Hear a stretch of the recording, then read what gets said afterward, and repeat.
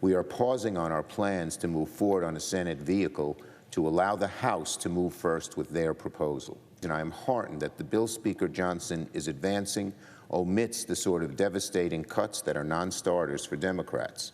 The Speaker's proposal is far from perfect, but the most important thing is that it refrains from making steep cuts while avoiding a costly government shutdown. And there was Senate Majority Leader Chuck Schumer yesterday saying that he's pleased with House Speaker Mike Johnson's plans to fund the government. The House will be voting on Johnson's plan later today. The proposal would fund part of the government until January 19th and the rest of the appropriations bills until February 2nd. The plan is facing some opposition from some Republicans. Georgia Congressman Andrew Clyde, writing on X that the bill continues to fund the Democrats' radical policies and bloated spending levels. Joining me right now is Georgia Congressman Andrew Clyde. He's a member of the House Appropriations Committee and a Navy combat veteran. Congressman, thanks very much for being here. And you're not the only one pushing back on this. A lot of your colleagues are also upset by this bill for not cutting spending enough. You've got Warren Davidson from Ohio saying, look, nobody campaigned on the status quo. So why are we doing the status quo, or even worse than the status quo? You're exactly right, Maria. Good morning. This is a bad bill. It should not pass. It will not pass with solid Republican support. It's going to have to pass with Democrat support. And honestly, it needs to be fixed. There needs to be, at a minimum, the FRA levels and not the current Pelosi spending levels with the current Pelosi policy in it. That's not why Republicans were voted into the majority. We're not here for the status quo. We're here to change Washington and make us more fiscally responsible. And that's not what this bill is doing. And you're talking about the spending levels from back in April, the fiscal responsibility bill that was pushed through Kevin McCarthy. These numbers are even higher than that. So how are you going to make the case that you're cutting spending? We're not. There's no case to cut spending here. In fact, there's no pay for in it in any way, shape, or form for any of the supplementals like the Israel supplemental or the disaster supplemental from the last continuing resolution. So there are no conservative wins in this bill whatsoever. So this bill needs to go down. So do you think we'll see a government shutdown then? No, I think that's not what's going to happen. But when you take the threat of the government shutdown off the table, then you completely lose all your leverage here in Washington, and you're giving up, that opportunity to force the Senate to be more fiscally responsible. Well, more than 200 House Democrats and 8 House Republicans are voting to block an effort to impeach Homeland Security Secretary Alejandro Mayorkas. Meanwhile, that final vote was 209 to 201. That's 12 Democrats and 12 Republicans did not vote. The 8 Republicans who voted to block the effort include Ken Buck, Darrell Issa, Tom McClintock, Patrick McHenry, John Duarte, Virginia Fox, Cliff Bentz, and Mike Turner, Congressman.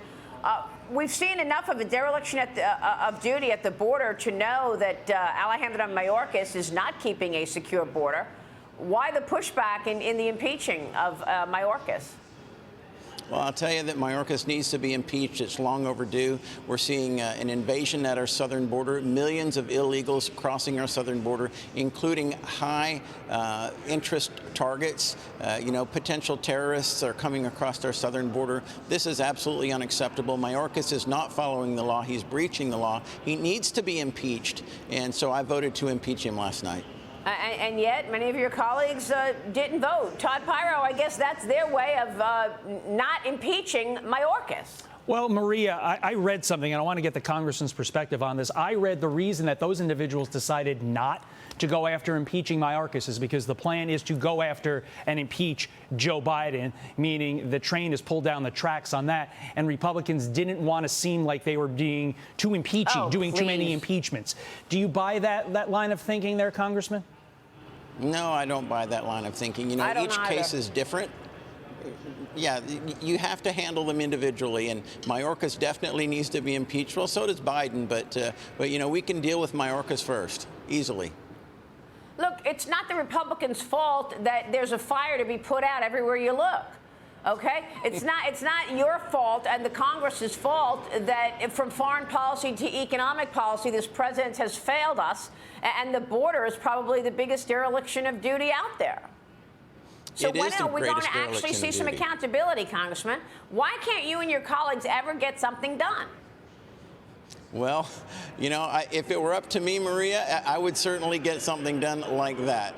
There'd be no question whatsoever. You know, you have a dumpster fire on the border, and Mayorkas is directly responsible for it. So he needs to be impeached. I voted against the resolution last night to not impeach him, to send it back to committee, basically. Mayorkas has failed the American people and continues to fail the American people. Our border is not secure. That is one of the greatest vulnerabilities that America has. Well, you've also got two wars that we're watching. Iranian proxy forces fired off 4 drone and rocket attacks on the U.S. forces in Syria in less than 24 hours.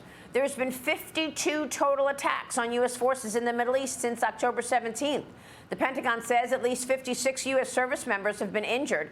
Congressman, you were deployed to Kuwait and Iraq. What is the level of threat for U.S. forces right now, and what kind of response should the U.S. be executing?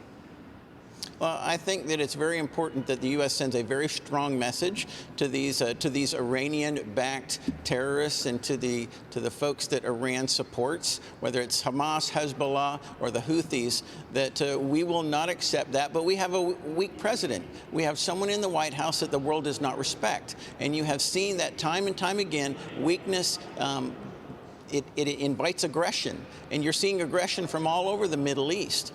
We need to forcefully, through the Senate, show that we support Israel, which means the Senate needs to pick up the Israel resolution that the House passed and needs to pass it and send it to the president.